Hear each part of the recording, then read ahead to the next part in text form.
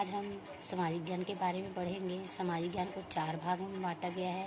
पहला भूगोल, दूसरा इतिहास, तीसरा राजनीति और चौथा जो है अर्थशास्त्र। तो हम सबसे पहले भूगोल के बारे में पढ़ेंगे। भूगोल का अध्याय 1 संसाधन एवं विकास के बारे में पढ़ेंगे। तो सबसे पहले हम संसाधन किसे कहते हैं उसके बारे में पढ़ेंगे। संसाधन किसे कहते हैं? मनुष्य अपनी आवश्यकताओं की पूर्ति के लिए जिन चीज़ों का उपयोग करते हैं उन्हें संसाधन कहते हैं। जैसे मनुष्य क्या करते हैं, अपनी जो आवश्यकता है, तो आवश्यकता के लिए जो है जिन चीज़ों का उपयोग करते हैं, जिन चीज़ों का उपयोग करते हैं उन्हें क्या कहते हैं? संसाधन कहते हैं। तो मनुष्य जो है कौन कौन सी चीज़, जैसे पानी है, हवा है, पानी, हवा, पेड़ पौधे, जीव जंतु, ये सभी चीज़ों का उपयोग करते हैं। तो ये क्या है? संसाधन है। उसके बाद संसाधन को कितने भागों में बांटा गया है? संसाधन को 2 भागों में बांटा गया है। पहला है प्राकृतिक संसाधन और दूसरा जो है मानवीय संसाधन। तो पहले हम पढ़ेंगे प्राकृतिक संसाधन किसे कहते हैं। प्राकृतिक संसाधन वे संसाधन कहलाते हैं जो प्राकृतिक तौर पे बनते हैं। इनको बनाने में मानव का कोई भी योगदान नहीं होता, उन्हें प्राकृतिक संसाधन कहते हैं। प्राकृतिक संसाधन कौन कौन सा है? जैसे जल है, हवा है, पेड़ पौधे, जीव जंतु, ये सभी जो है क्या है? प्राकृतिक संसाधन है। दूसरा है मानवीय संसाधन। मानवीय संसाधन किसे कहते हैं? जो मानव अपनी उपयोग के लिए जिन चीज़ों को बनाता है उन्हें मानवीय संसाधन कहते हैं।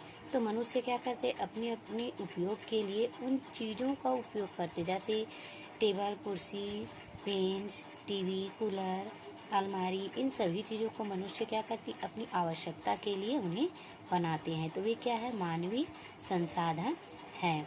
फिर अगला इसमें है एक प्रश्न है, नवपाषाण क्रांति किसे कहते हैं? नवपाषाण क्रांति किसे कहते हैं? तो ये जो है खेती और पशुपालन की शुरुआती दौर को ही नवपाषाण क्रांति कहते हैं। ये लगभग 10,000 साल पहले जो है प्रारंभ हुई थी। 10,000 पहले जो है 10,000 साल पहले जो है प्रारंभ हुई थी। फिर हम अगला पढ़ेंगे प्राकृतिक संसाधनों का उपयोग। तो ये जो है प्राकृतिक संसाधन के बारे में बताया कि प्राकृतिक संसाधन जो है क्या क्या है। तो प्राकृतिक संसाधन जो है जैसे पानी है, तेल है, जंगल है, चट्टान है, खनिज है, मिट्टी है, जानवर है। तो ये जो है क्या है? प्राकृतिक संसाधन। अब उनका उपयोग तो मनुष्य अपनी उपयोग से, मतलब जिन जिन चीज़ों की उन्हें आवश्यकता पड़ी तो उन चीज़ों का उन्होंने उपयोग करना सीखा। तो सबसे पहले हम पानी, तो पानी का उपयोग जो है हम किसके लिए करते? पानी का उपयोग घरेलू उपयोग के लिए एवं जो है ऊर्जा प्राप्त करने के लिए, सिंचाई के लिए हम पानी का उपयोग करते हैं। उसी प्रकार तेल है, तो तेल का उपयोग हम जो है ऊर्जा के लिए जो है करते हैं, ईंधन के लिए जो है ईंधन के रूप में हम करते हैं, जैसे पेट्रोल डीजल का रूप जो है वाहन वगैरह चलाने के लिए करते हैं। फिर है जंगल, तो जंगल का उपयोग हम जो है लकड़ी के लिए, दवाई, जड़ी बूटी, फल फूल एवं अन्य जीवों का आवास के लिए हम जो है जंगलों का उपयोग करते हैं। उसी प्रकार चट्टान है, तो चट्टान का उपयोग हम जो है किसके लिए, मतलब आवास निर्माण के लिए भी करते हैं। फिर है खनिज। खनिज का उपयोग जो है इसे खनिज से सोना, चांदी, लोहा, कोयला, ये सभी चीज़ें जो निकाली जाती है, तो सोना चांदी से आभूषण बनाने का कार्य किया जाता है, ये जो है कार्य किया जाता है। फिर है मिट्टी, तो मिट्टी का उपयोग जो है हम कृषि कार्य के लिए, बर्तन बनाने के लिए और गमला है, इन चीज़ों के लिए जो है किया जाता है। फिर है अगला जीव जंतु, तो जीव जंतु में जैसे जानवर में हम बकरी है, भेड़ है, गाय है, भैंस है, तो इनका उपयोग हम भोजन के रूप में, जैसे बकरी है तो बकरी का उपयोग हम दूध के लिए और मांस के लिए करते हैं। भेड़ का उपयोग है तो भेड़ का उपयोग हम ऊन के लिए और दूध के लिए करते हैं।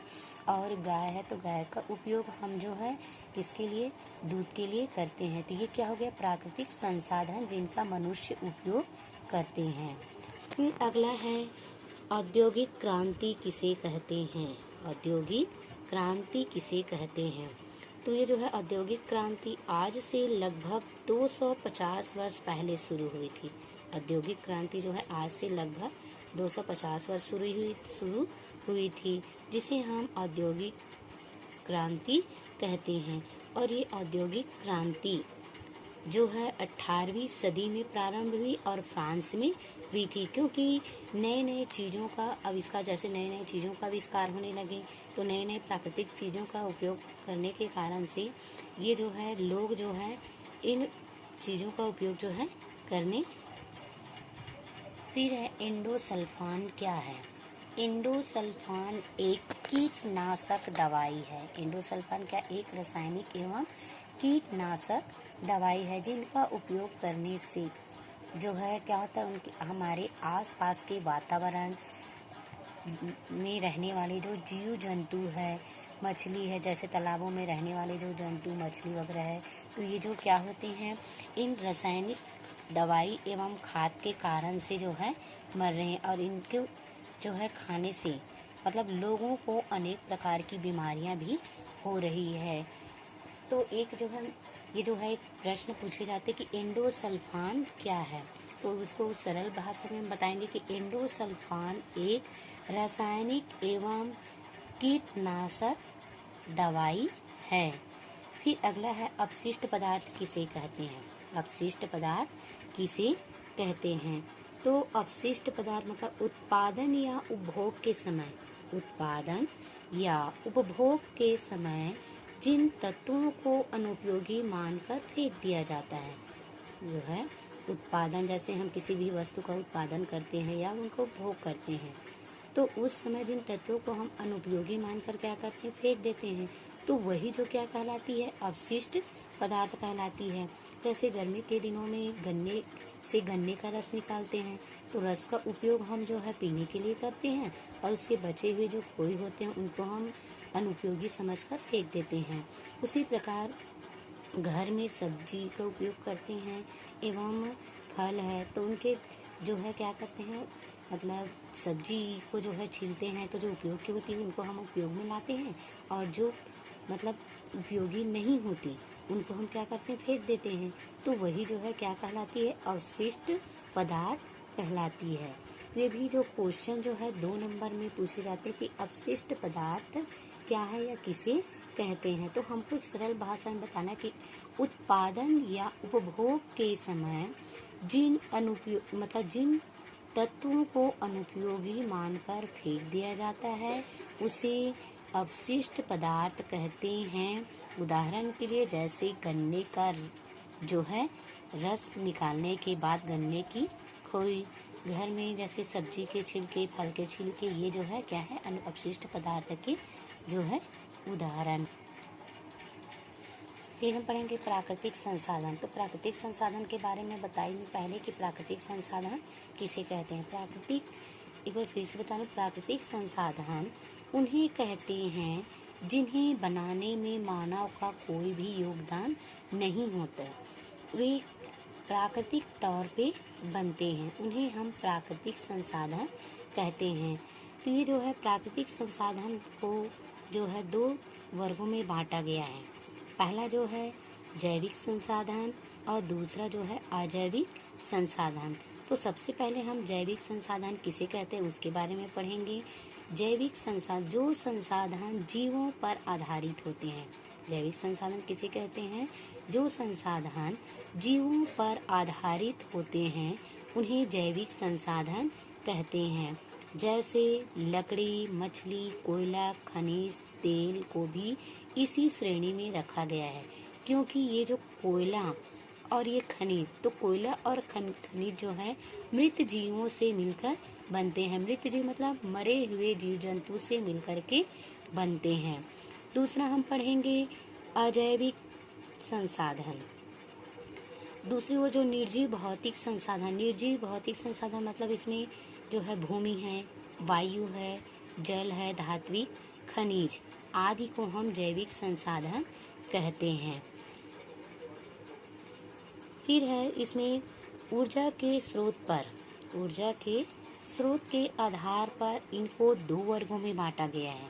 पहला नवीकरणीय संसाधन और दूसरा है अनवीकरणीय संसाधन। तो नवीकरणीय संसाधन का मतलब होता है उन्हें पुनः प्राप्त करना, मतलब फिर से उनको प्राप्त करना, और अनवीकरणीय संसाधन का मतलब होता है एक सीमित मात्रा में, मतलब उनको पुनः प्राप्त नहीं किया जाता। ये जो है पहला हम पढ़ेंगे नवीकरणीय संसाधन किसे कहते हैं। नवीकरणीय संसाधन वे हैं जो प्राकृतिक प्रक्रिया से नवीकृत होते रहते हैं। वे पृथ्वी पर सतत रूप से विद्यमान रहती है।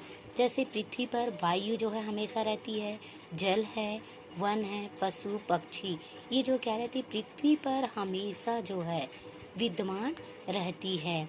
जैसे उदाहरण के लिए पानी भी है, मतलब पानी क्या है, जैसे वर्षा होती है तो वर्षा का पानी जो है मतलब ज़मीन के अंदर रिसता है, और कुछ पानी ज़मीन के अंदर रिसता है, कुछ जो है तालाबों में जाते हैं, और तालाबों समुद्र है, सागर है, तो सागरों में जल वाष्पन ऊपर फिर उड़ता है, और वही पानी हमें जो है क्या होता है, वही पानी हमें पुनः प्राप्त होता है।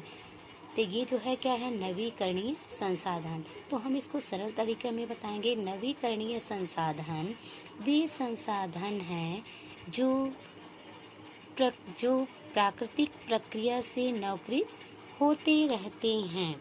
जैसे सौर ऊर्जा भी है और पवन ऊर्जा, ये जो है इनके उदाहरण हैं। फिर हम दूसरा पढ़ेंगे अनवीकरणीय संसाधन।